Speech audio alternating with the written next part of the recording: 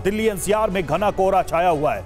कोहरे की वजह से रेल हवाई सेवाएं प्रभावित हुई हैं। कई फ्लाइट्स और ट्रेनें भी प्रभावित हो रही हैं। कोहरे की वजह से यातायात पर बुरा असर पड़ रहा है। घने कोहरे की वजह से तो दिल्ली एनसीआर में घना कोहरा छाया हुआ है।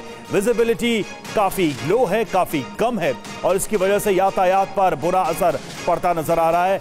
कई ट्रेनें प्रभावित हुई हैं। हवाई सेवा इस कोहरे की वजह से प्रभावित हुई है। कई फ्लाइट्स और ट्रेनों में देरी हो रही है।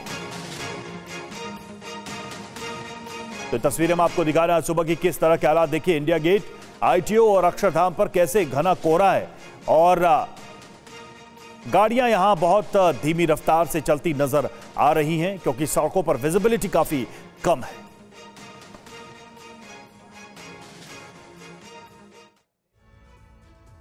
और घने कोहरे की वजह से 20 से ज्यादा ट्रेनें लेट चल रही हैं जिसके कारण लोगों को भारी परेशानी का सामना करना पड़ रहा है। नई दिल्ली स्टेशन से ज्यादा जानकारी दे रहे हैं पुनीत शर्मा। नई दिल्ली रेलवे स्टेशन की बात करी जाए तो 20 से ज्यादा ऐसी ट्रेनें हैं जो लगातार कई घंटों की देरी से चल रही हैं। इन ट्रेनों की अगर बात की जाए तो इसमें लखनऊ शताब्दी एक्सप्रेस, इसके अलावा काशी विश्वनाथ, वैशाली एक्सप्रेस, बरौनी एक्सप्रेस, कालका शताब्दी एक्सप्रेस, गोरखधाम और वंदे भारत जैसी ट्रेनें हैं जो कई घंटों की देरी से चल रही हैं। इसके अलावा कई सारी ऐसी ट्रेनें भी हैं जो रद्द कर दी गई हैं, यानी कि जिनको रविवार को नई दिल्ली रेलवे स्टेशन से जाना था लेकिन सोमवार हो गया है और अभी तक वो ट्रेनें यहां से रवाना नहीं की गई हैं। उन ट्रेनों को यहां से डिपार्ट ही नहीं किया गया है सोमवार होने के बावजूद, जबकि रविवार को उनको यहां से जाना था। जिन ट्रेनों को अभी तक नहीं भेजा गया उनमें पटना राजधानी है, इसके अलावा स्वतंत्रता सेनानी, बिहार संपर्क क्रांति और भुवनेश्वर राजधानी। ये वो ट्रेनें हैं जिनको रविवार को ही नई दिल्ली रेलवे स्टेशन से जाना था लेकिन अभी सोमवार होने के बावजूद इन ट्रेनों को रवाना नहीं किया गया है। ये ट्रेनें आज रवाना की जाएंगी, यानी कि। और दिल्ली एनसीआर में क्या सिचुएशन है फिलहाल जानने के लिए सीधे चलेंगे पुनीत के पास जो कि दिल्ली से हमारे साथ जुड़े हैं। पुनीत, आप जहां पर मौजूद है वहां भी हमें घना कोहरा नजर आ रहा है। क्या स्थिति है फिलहाल और कैसा असर नजर आ रहा है यातायात पर कोहरे का? देखिए, कोहरे का काफी ज्यादा असर यातायात पर पड़ रहा है। ट्रेन की बात की जाए तो 20 से ज्यादा ट्रेन ऐसी हैं जो लगातार कई घंटों की देरी से चल रही हैं, जिनमें वंदे भारत और शताब्दी जैसी ट्रेनें भी शामिल है। कई ट्रेनें ऐसी हैं जिनको रद्द कर दिया गया है और 4 से 5 ट्रेनें ऐसी थी जिनको रविवार को यहां से डिपार्ट होना था अलग अलग जगहों के लिए, लेकिन वो नहीं गई, जिनमें पटना राजधानी, स्वतंत्रता सेनानी, बिहार संपर्क क्रांति और भुवनेश्वर राजधानी जैसी ट्रेनें। और इनके जो मुसाफिर हैं पिछले 10 घंटे से ज्यादा वक्त से नई दिल्ली रेलवे स्टेशन पर ही लगातार बैठे हुए हैं। कोहरे की बात की जाए तो कोहरे की वजह से विजिबिलिटी काफी कम है। सुबह 5 बजे तक विजिबिलिटी कई इलाकों में 0 थी, लेकिन अभी 7 बज चुका है। थोड़ा सा कोहरा जरूर छटा है आपके सामने, लेकिन विजिबिलिटी अभी भी काफी ज्यादा कम है। करीब 50 मीटर से 80 मीटर की विजिबिलिटी है और इस वजह से जो गाड़ियां हैं उनको काफी ज्यादा दिक्कत हो रही है चलाने में और लोगों को काफी परेशानी हो रही है। दिल्ली एनसीआर में कोहरे की वजह से कई सारे एक्सीडेंट भी देखे गए। तापमान की बात की जाए तो जो न्यूनतम तापमान था रविवार को वो 3.5 डिग्री सेल्सियस दर्ज किया गया, जो कि अभी तक के सीजन का सबसे ठंडा दिन साबित हुआ है, जबकि अधिकतम तापमान 20 डिग्री पहुंच गया था। ऑरेंज अलर्ट जारी किया गया है और अगले 20 जनवरी तक उम्मीद की जा रही है। मौसम विभाग का कहना है कि इसी तरीके से घना कोहरा दिल्ली और एनसीआर में छाया रहेगा। घना कोहरा मतलब जब विजिबिलिटी 0 तक पहुंच जाती है तो अगले 20 जनवरी तक लोगों को फिलहाल कोहरे से राहत नहीं मिलेगी। शीतलहर चल रही है, उत्तर पश्चिमी दिशाओं से हवाएं चल रही हैं। हवाओं की रफ्तार भी 4 से 8 किलोमीटर प्रति घंटा है। पहाड़ों पर जो बर्फबारी और उसका सीधा असर मैदानी इलाकों में पड़ रहा है।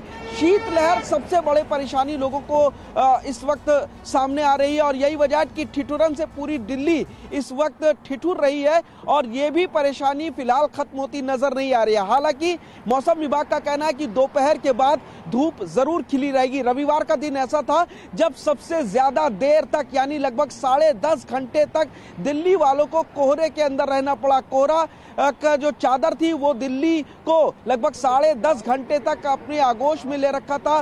कोहरे से लोगों को निजात नहीं मिली और ये सबसे ज्यादा लंबा समय था रविवार को। फिलहाल कोहरा, शीतलहर, ठिठुरन ये ऐसी चीजें हैं मौसम की जो अभी फिलहाल दिल्ली वालों को राहत देती हुई नजर नहीं आ रही हैं।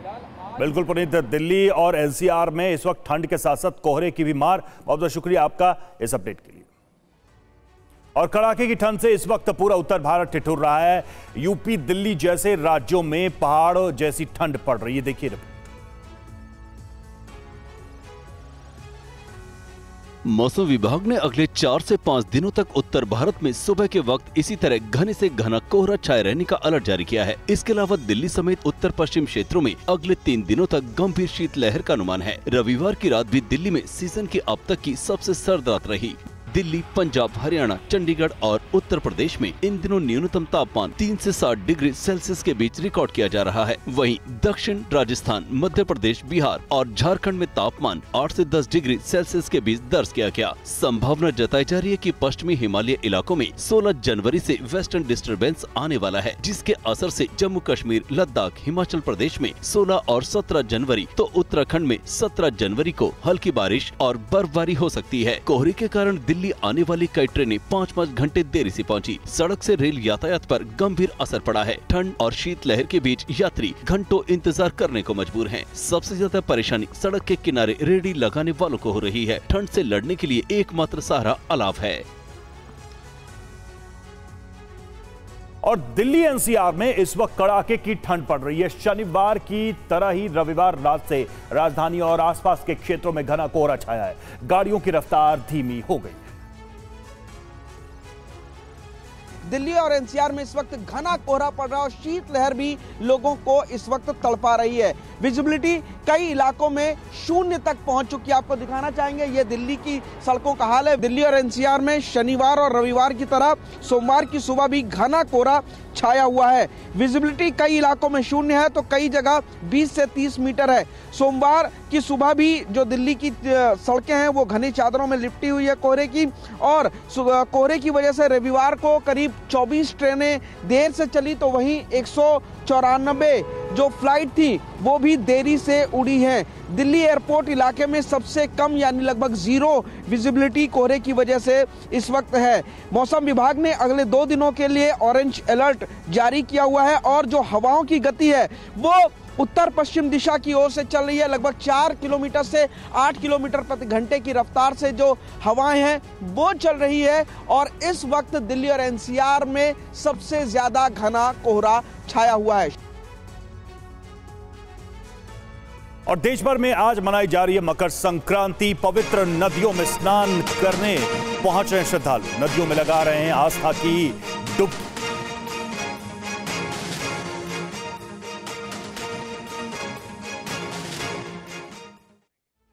और ये तस्वीरें हरिद्वार में घाटों पर सुबह से ही श्रद्धालुओं की भीड़ नजर आ रही है। लोग यहां पर डुबकी लगाने के लिए सुबह से ही मौजूद। मकर संक्रांति के अवसर पर हरिद्वार में पवित्र डुबकी लगाते हुए लोग, आराधना पूजा अर्चना करते हुए लोग। और अगली तस्वीर हम आपको दिखा रहे हैं वाराणसी की। वाराणसी में देर रात से ही श्रद्धालु गंगा नदी में स्नान करते नजर आए। मां गंगा में डुबकी लगाकर यहां पर पूजा अर्चना करते नजर आए। ये तस्वीरें वाराणसी की। तो एक तरफ हमने आपको दिखाई हरिद्वार की आज सुबह की तस्वीरें, दूसरी तरफ वाराणसी की तस्वीर। मौसम चाहे जैसा भी हो, ठंड चाहे जितनी भी हो, लेकिन लोग रात से ही यहां पर मौजूद थे सुबह में स्नान करने के लिए और मकर संक्रांति के इस पर्व की शुरुआत करने। और मकर संक्रांति के मौके पर सीएम योगी गोरखपुर के गोरखनाथ मंदिर पहुंचे। सीएम ने ब्रह्म मुहूर्त में मंदिर में पूजा की और खिचड़ी का भोग लगाया। इस दौरान सीएम ने सभी प्रदेशवासियों को मकर संक्रांति की शुभकामनाएं दी।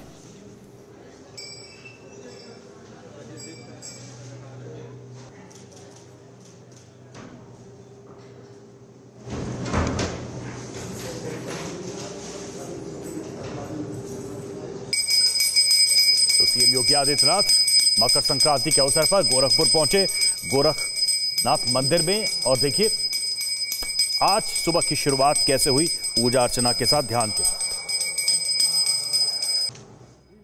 आज मकर संक्रांति का पावन पर्व है।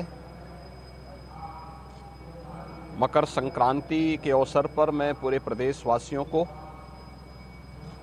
सभी श्रद्धालुजनों को हृदय से बधाई और मंगल में शुभकामनाएं देता हूं। जगत पिता सूर्य की उपासना का यह पावन पर्व उत्तर प्रदेश के साथ साथ पूरे देश के अंदर अलग अलग नाम और रूपों में बड़े हर्षोल्लास के साथ आयोजित होता है। और मकर संक्रांति के मौके पर देश में कई जगहों पर पवित्र नदियों में श्रद्धालु आस्था की डुबकी लगा रहे हैं। आज के दिन स्नान दान कर लोग पुण्य के भागी बनते हैं। देश भर में उत्तरायण की धूम देखने को मिल रही है। तस्वीरें वाराणसी की हैं, जहां सुबह से ही गंगा स्तुति और आस्था की डुबकी लगाने के लिए श्रद्धालुओं का हुजूम उमड़ रहा है। मकर संक्रांति पर गंगा स्नान का विशेष महत्व है। ऐसी मान्यता है कि मकर संक्रांति के दिन सूर्य अपनी कक्षाओं में परिवर्तन कर दक्षिणायन से उत्तरायण होकर मकर राशि में प्रवेश करते हैं। ये भी मान्यता है कि इस दिन सूर्य देव अपने पुत्र शनिदेव से मिलने उनके घर जाते हैं, क्योंकि शनिदेव मकर राशि के स्वामी हैं और इसलिए भी इस शुभ मुहूर्त को मकर संक्रांति कहा जाता है। आज के दिन पानी में काले तिल और गंगा जल मिलाकर स्नान करने से ऐसी मान्यता है कि व्यक्ति के कुंडली से सभी ग्रह दोष दूर हो जाते हैं और सूर्य देव की विशेष कृपा प्राप्त होती है। ऐसा कहा जाता है कि इस दिन ही माँ गंगा धरती पर अवतरण हुई थी और राजा भागीरथ के पीछे पीछे कपिल मुनि के आश्रम से होती हुई गंगा सागर में पहुँची थी। इस दिन बिहार में चूड़ा दही और खिचड़ी खाई जाती है, वहीं तिल गुड़ खाने की भी परंपरा है। और निषाद समाज ने राम भक्तों को प्राण प्रतिष्ठा के दिन फ्री में नाव की सवारी कराने का संकल्प लिया। इस बीच अयोध्या की टेंट सिटी भी तैयार है। ये रिपोर्ट देखिए। जय श्री राम नाम दीप जल उठे हैं। जय श्री राम नाम के ये दिए दिन में भी सूरज की रोशनी को मात दे रहे हैं। दीपक की लौ के साथ सरयू तट की हवाएं भी जैसे राम नाम संकीर्तन कर रहे हैं। निषाद समाज के लोगों ने राम मंदिर और रामलला की प्राण प्रतिष्ठा की विशेष तैयारी की है। नावों को सजाया गया है, जिस पर भगवान राम और राम भक्त हनुमान के पताके फहरा रहे हैं। भगवान अपने मंदिर में आ रहे हैं, अपने स्थान पे जा रहे हैं बैठने, तो हम लोग उस दिन जो है अपनी नाव फ्री रखेंगे। श्रद्धालु आवें और अपना नाव पे बैठें। इसमें मतलब निःशुल्क जितने यात्री आएंगे इन लोगों को हम लोग घुमाएंगे, टहलाएंगे फ्री। इसका कोई चार्ज नहीं लिया जाएगा। ये हमारे निषाद समाज की तरफ से है। इधर अयोध्या की टेंट सिटी तैयार है, जहां विशेष अतिथियों के ठहरने की व्यवस्था की गई है। टेंट सिटी को भगवान राम और उनसे जुड़ी झांकियों से बेहद खूबसूरत ढंग से सजाया गया है। 16 जनवरी यानी कल से प्राण प्रतिष्ठा को लेकर अतिथियों का आना शुरू हो जाएगा। और मध्य प्रदेश शाहजहांपुर में 200 फीट से बड़ी मूर्ति पत्थरों से तैयार की जा रही है। देखिए रिपोर्ट। पत्थर पत्थर जोड़ रहे हैं, कुछ आड़े कुछ तिरछे हैं, कुछ छोटे कुछ बड़े हैं, लेकिन ये सब मिलकर एक उद्देश्य में लगे हैं। पत्थर आकार ले रहे हैं। कलाकार इसके जरिए देना चाहते हैं एक पैगाम। हर पत्थर में है राम का नाम। गोलाना के युवा कलाकार पत्थरों से भगवान राम की 28,000 स्क्वायर फीट में एक भव्य आकृति का निर्माण कर रहे हैं। भगवान राम की ये आकृति 200 फीट लंबी और 140 फीट चौड़ी होगी। शासकीय सीएम राइज स्कूल में बनाई जा रही इस आकृति को बनाने के बाद पत्थरों में रंग भरेंगे, जिसे देखने के बाद लोग कह उठेंगे जय श्री राम। इस काम में स्कूली छात्र छात्राओं के साथ साथ गाँव के बच्चे और स्कूल का स्टाफ इनकी मदद करने में जुटे हैं। हर कोई इस उद्देश्य से लगा है कि जिस तरह लंका पर चढ़ाई के लिए एक एक पत्थर के सहयोग से सेतु का निर्माण हुआ था, यहाँ उनकी प्रतिमा साकार होगी। हमारा इरादा था कि हर एक पत्थर पे राम राम लिखे, पर इतना समय नहीं था, पर इसलिए हमने मान लिया कि हर पत्थर में राम है। और इन लोगों को मैं तहे दिल से धन्यवाद देना चाहता हूँ सर, कि इनके सहयोग से भी ये काम मैं संपन्न कर पा रहा हूँ। और कल यानी 16 जनवरी से अयोध्या में प्राण प्रतिष्ठा का कार्यक्रम शुरू होने जा रहा है। तीर्थ ट्रस्ट के महासचिव चंपत राय आज दोपहर बाद 3 बजे कार्यक्रमों के बारे में बताएंगे। इससे पहले आपको दिखाते हैं इटावा में 2 मुस्लिम बेटियों ने क्या तैयारी की। इटावा में 2 मुस्लिम बेटियों ने कट्टरपंथियों को करारा जवाब दिया है। 22 जनवरी को दीपोत्सव को लेकर इन्होंने मुस्लिम महिलाओं के बीच घरों में रोशनी के लिए दीपक बांटे हैं। मुस्लिम राष्ट्रीय मंच की प्रमुख कार्यकर्ता कोमल नेहा और शाजिया अंसारी के इस पहल की लोग सराहना कर रहे हैं। इन्होंने जिले के 11 मदरसे और मस्जिद में दिए बांटे और भाईचारे का संदेश दिया। आज यहाँ पर भारी मात्रा में एक संदेश देखने को मिला है कि लोग समझ रहे हैं कि हमारी राष्ट्रीयता क्या है और हमारा धर्म क्या है। अगर हम राम मंदिर जाते हैं तो उससे हमारी धर्म को कोई खतरा नहीं है। सभी लोग चाहते हैं ये बरसों पुराना जो झगड़ा जो धर्म जात को लेकर के, मंदिर को लेकर के जो चलता चला आ रहा है, अच्छा है इस विवाद को ये खत्म हुआ विवाद। बड़ी संख्या में श्रद्धालु अयोध्या पहुंच रहे हैं। इसी क्रम में बिहार के औरंगाबाद जिले से कुछ श्रद्धालु पैदल ही अयोध्या के लिए निकल पड़े हैं। हाथ में तिरंगा झंडा और श्री राम नाम का पताका लिए श्रद्धालु पैदल ही अयोध्या जा रहे हैं। चंदौली पहुंचे इन राम भक्तों ने कहा कि हम हिंदुओं के लिए बहुत गर्व की बात है। इन्होंने अपील की कि 22 जनवरी को पूरे विश्व में हिंदू दिवस मनाना चाहिए। और AIMIM प्रमुख असदुद्दीन ओवैसी ने मुसलमानों से एक बार फिर मस्जिदों को आबाद करने की अपील की। मुसलमानों को इस्लाम से दूर करने की कोशिश की जा रही है। असदुद्दीन ओवैसी ने मुसलमानों की भावनाओं को एक बार फिर भड़काने की कोशिश की है। उन्होंने कहा कि मस्जिदों की अहमियत कम करने की कोशिश की जा रही है, मुसलमानों को इस्लाम से दूर करने की कोशिश की जा रही है।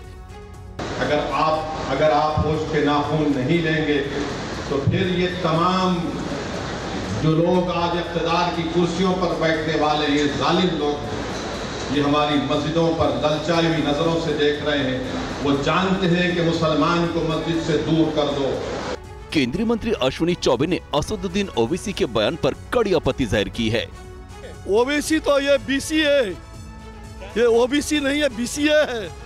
ये तो दंगाई आदमी है। ये दंगा फैलाने का इनका नियत है। ये दंगा फैलेगा, जो दंगाई होगा उसका नाश हो गया। हम लोग जब आए थे उस समय शिला पूजन में, आपको मालूम है ना, दंगा जिन जिन लोगों ने फैलाया था वो धरती से समाप्त हो गया। और सुन लो ओवैसी और BAC, ये राम की धरती है, रोम की धरती नहीं है। और केंद्रीय मंत्री अश्विनी चौबे ने राम मंदिर के विरोध को लेकर अपनी नाराजगी जाहिर की। कांग्रेस कौन होते हैं? कांग्रेस इस देश का नंबर 1 का शत्रु है, नंबर 1 का। ये दुमहुआ सांप है, ये नाग सांप की तरह डसता है। ये दुमहुआ सांप को जनता जानती है। ये कांग्रेस सदा सदा के लिए मिट जाएगा। जो राम का होगा वो अयोध्या आएगा, जो रोम का होगा वो इटली जाएगा। लेकिन राम के नाम का फायदा मिलेगा 24 में, लग रहा है आपको? हमें राम के नाम से फायदा हम निकालने वाले नहीं है। मंदिर बनवाने से लाभ तो होगा। राम मुझ में राम, सब में राम, हर लोगों के राम है, राम सबके राम है। ये चुनाव का मुद्दा राम नहीं है, बल्कि राम दिल में है, हृदय में है। राम सब कुछ देख रहे हैं।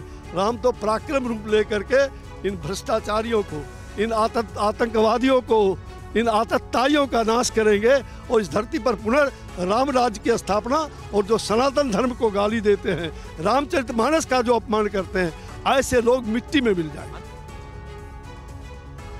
केंद्रीय मंत्री नारायण राणे के बयान पर शंकराचार्य अविमुक्तेश्वरानंद ने कड़ी आपत्ति जाहिर की। राणे ने राम मंदिर में शंकराचार्य के योगदान पर सवाल खड़े किए।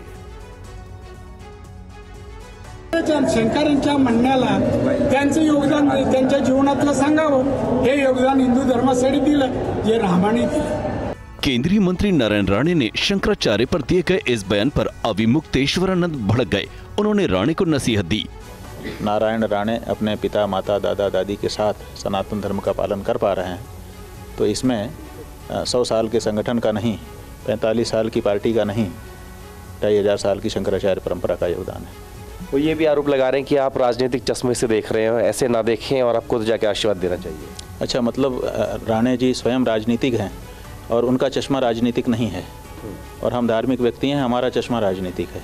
TV9 भारतवर्ष से खास बातचीत करते हुए ज्योतिष पीठ के जगत गुरु शंकराचार्य स्वामी अविमुक्तेश्वरानंद सरस्वती महाराज ने विपक्ष को लेकर कहा कि विपक्षी दल अपना राजनीति वाले लोग हैं, वो हम उस पर कोई संपर्क रखते नहीं हैं, हमारी कोई चर्चा उनसे होती नहीं है। हम क्या कहें, वो क्या कर रहे हैं, उनको जो उचित लग रहा होगा वो कर रहे होंगे। और अयोध्या के धन्नीपुर में जल्द शुरू होगा मस्जिद का निर्माण। मस्जिद के नए मॉडल का पोस्टर जारी किया है, देखिए रिपोर्ट। धन्नीपुर में बनने वाले मस्जिद का मॉडल बदल गया है, जिसे सोशल मीडिया साइट पर जारी किया गया है। पोस्टर धन्नीपुर के उस मजार पर लगा दिया गया है जहां की खाली जमीन पर मस्जिद का निर्माण होना है। मस्जिद का निर्माण जल्द शुरू किए जाने की बात कही गई है। एक जानकारी के मुताबिक इस साल रमजान के आसपास काम शुरू होगा। बताया गया है कि 5 मीनारों वाली होगी अयोध्या मस्जिद। मस्जिद का model Indo Islamic cultural foundation ने तय किया है और इसका निर्माण भी वही कराएगा। बताया गया कि अयोध्या में ताजमहल से भी बेहतर मस्जिद बनेगी। अयोध्या में भगवान रामलला की मूर्ति की प्राण प्रतिष्ठा महोत्सव के बाद मस्जिद निर्माण भी जल्द शुरू होने की खबर आ रही है। अयोध्या मस्जिद ट्रस्ट ने अब मस्जिद के लिए यूपी को छोड़कर दूसरे राज्यों से फंड जुटाना शुरू कर दिया है। मस्जिद के नक्शे का नया डिजाइन अयोध्या विकास प्राधिकरण के पास है। इसके लिए अभी 1 करोड़ शुल्क का भुगतान करना है। राज्य सरकार की ओर से यह मस्जिद और अस्पताल के निर्माण के लिए NOC मिल चुकी है। सुप्रीम कोर्ट ने राम मंदिर निर्माण के लिए आदेश देते हुए धन्नीपुर में मस्जिद बनाए जाने के लिए जमीन देने का आदेश दिया था। ये तस्वीरें हम आपको दिखा रहे हैं। देखिए, ये महाकालेश्वर उज्जैन की तस्वीरें हैं और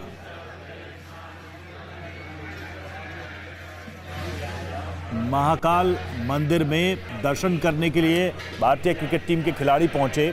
कल इंदौर में विजय के बाद उज्जैन में बाबा महाकाल के दर्शन किए। भारतीय क्रिकेटर तिलक वर्मा, वॉशिंगटन सुंदर, जितेश शर्मा और रवि बिश्नोई ने महाकाल मंदिर में होने वाली भस्म आरती में हिस्सा लिया और वहां पर उपस्थित रहे।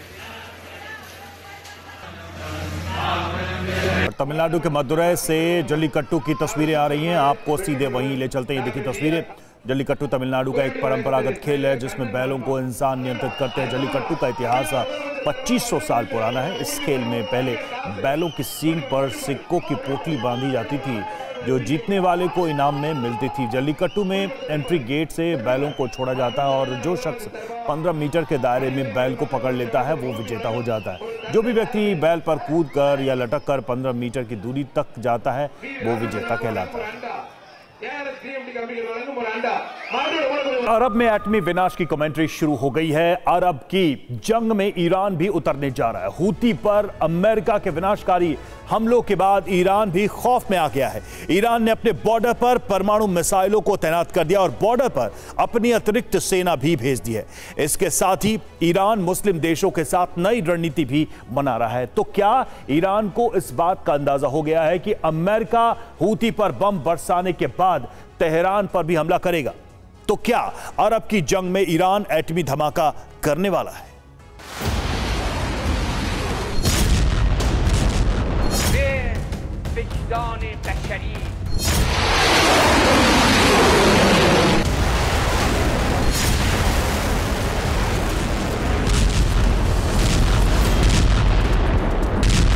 This must be your supreme mission as well.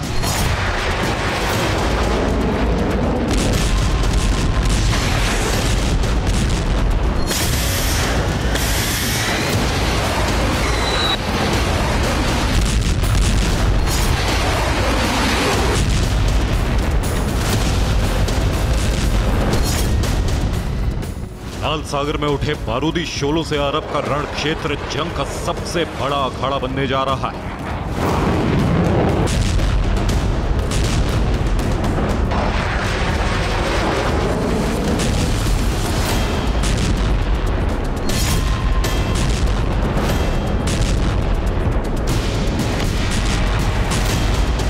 Houthi पर विध्वंसक हमलों के बाद ईरान अलर्ट मोड पर आ गया है।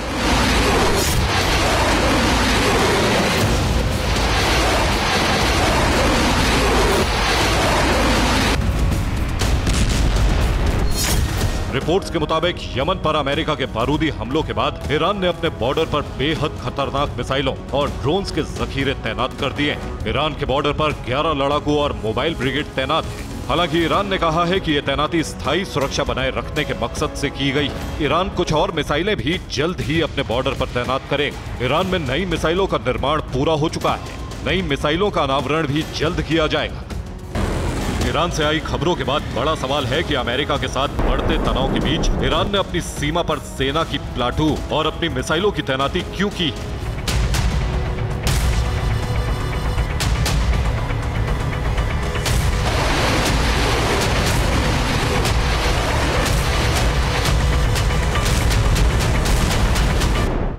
क्या ये तैनाती हूती को बचाने के लिए है? क्या ईरान को अमेरिका के हमले का डर है? क्या ईरान अब सीधे जंग में उतरने जा रहा है? क्या ईरान परमाणु धमाका करने जा रहा है?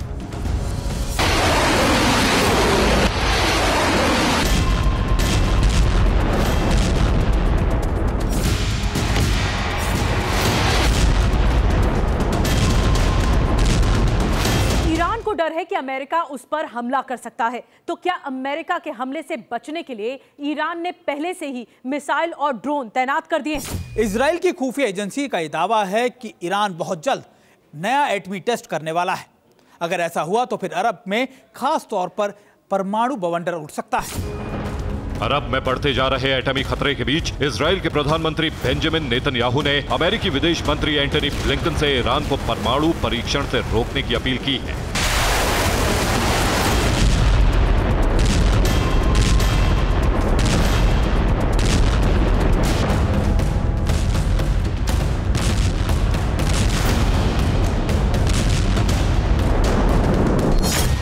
उधर इजराइल और अमेरिका के बढ़ते बारूदी अभियान से टेंशन में आ चुका ईरान मुस्लिम देशों के साथ नई रणनीति बना रहा है। ईरान के प्रेसिडेंट इब्राहिम रईसी ने एक इंटरनेशनल कॉन्फ्रेंस में मुस्लिम देशों के सामने गाजा युद्ध को लेकर सवाल उठाया कि जंग शुरू होते ही मुस्लिम देशों को इजराइल के खिलाफ कड़े कदम उठाने चाहिए थे, जो कि नहीं हुआ और उसका नतीजा गाजा से लेकर लाल सागर तक भारी रक्तपात और बारूदी विनाश के रूप में दिख रहा है।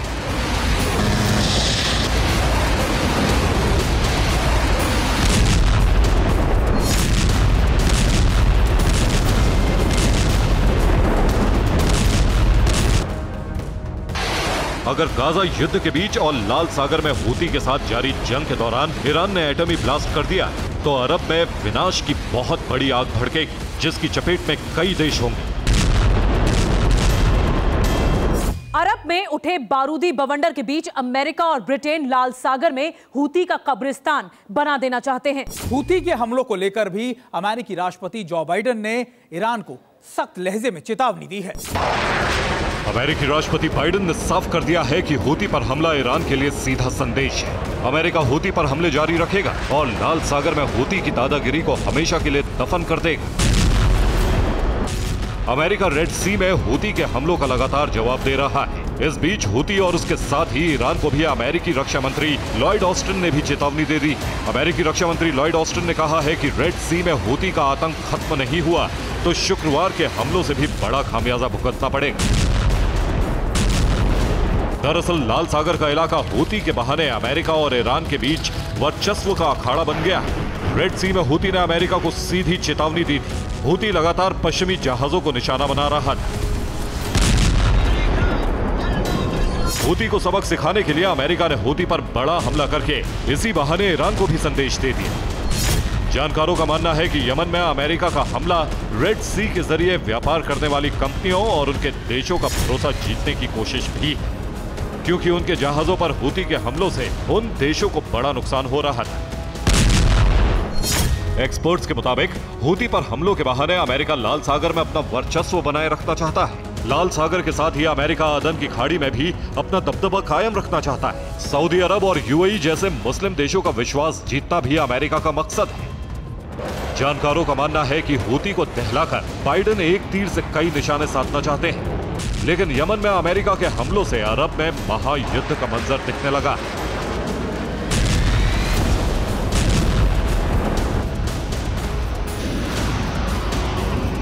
एक तरफ इजराइल, अमेरिका और ब्रिटेन है तो दूसरी तरफ ईरान, तुर्की, रूस और चीन एक मंच पर आ गए। वैश्विक मंच पर लाल सागर को लेकर गुटबंदी बढ़ती जा रही है। हूती पर अमेरिका और ब्रिटेन के हमलों से ईरान पहले ही दोनों देशों पर बौखलाया हुआ था। अब तुर्की ने भी अमेरिका और ब्रिटेन को चेतावनी दे दी है। ऐसे में अरब में एटमी विस्फोट की आग सुलगती जा रही है।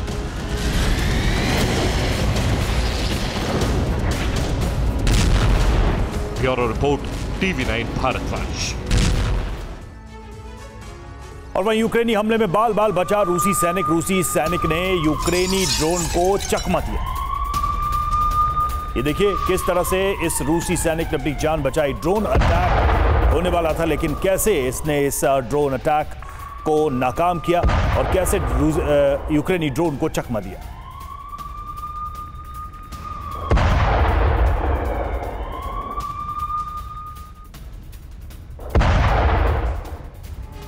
और ये नया साल यूक्रेन के लिए और ज्यादा तबाही लेकर आया है। पुतिन के आदेश पर यूक्रेन पर पूरी ताकत से हमले किए जा रहे हैं, जबकि ज़ेलेंस्की सेना के पास पलटवार के लिए हथियार खत्म होते जा रहे हैं। अब आस सिर्फ नाटो से बची है, लेकिन नाटो पर हुकूमत करने वाला अमेरिका मिडिल ईस्ट में फंसा हुआ है। ऐसे में यूक्रेन के बचने की उम्मीद काफी कम है। जनवरी में यूक्रेन का सरेंडर फिक्स है और ये पुतिन ने तय कर लिया है।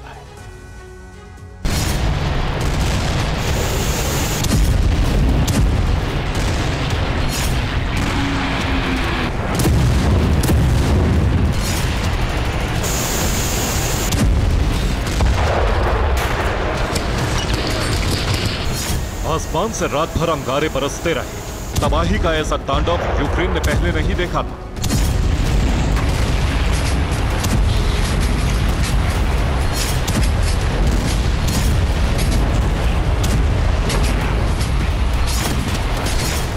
यूक्रेन मानो शमशान में बदल गया। कई इलाके पूरी तरह खाक हो गए।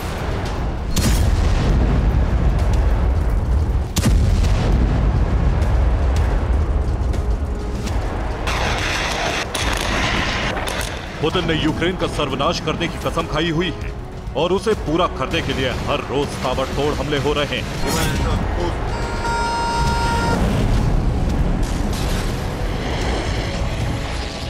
एक से एक विध्वंसक हथियारों का इस्तेमाल किया जा रहा है।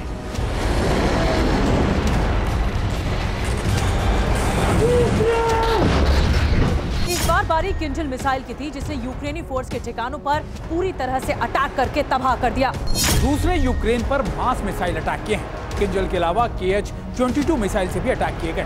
कीव से लेकर ओडेसा तक हमले किए गए। हमले इतने जबरदस्त थे कि यूक्रेनी सैनिकों को पलटवार का वक्त तक नहीं मिला। 24 घंटे तक अलग अलग मिसाइलें दागी गई। हर फ्रंट पर भीषण हमला किया गया। यूक्रेन के शहरों पर 40 से ज्यादा किंजल मिसाइलों ने कहर बरपाया। इसके अलावा KH-22 सुपरसोनिक क्रूज मिसाइल से भी हमला किया गया। KH-22 समंदर से दागी गई। खास बात यह कि अब यूक्रेन को समझ नहीं आ रहा है कि इस हमले का जवाब कैसे दें, क्योंकि यूक्रेन के पास हथियार नहीं बचे।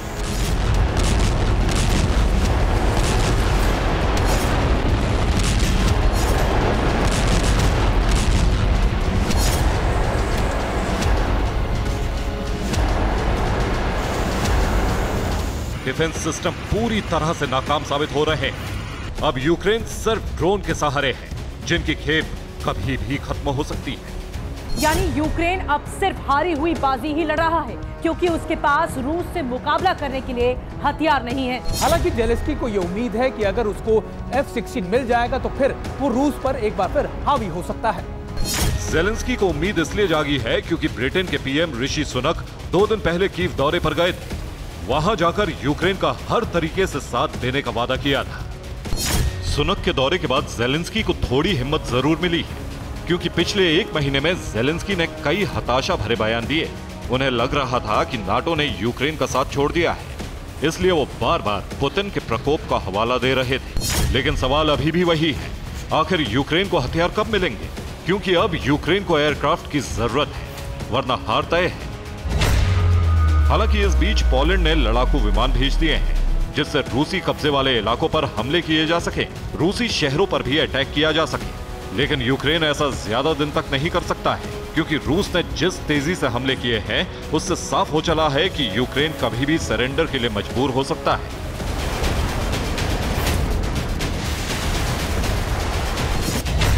जिन इलाकों पर रूस ने लगातार हमले किए वो समझिए: लवीव, रिवनी, चेरनिहिव, सूमी, खमलेत्स्काई, पोल्टावा, कायरो, वोहरान और क्रीवी। रूस ने इन इलाकों को पूरी तरह से खाक कर दिया है। हमले इतने तेजी से हुए कि यूक्रेन के डिफेंस सिस्टम काम ही नहीं कर पाए।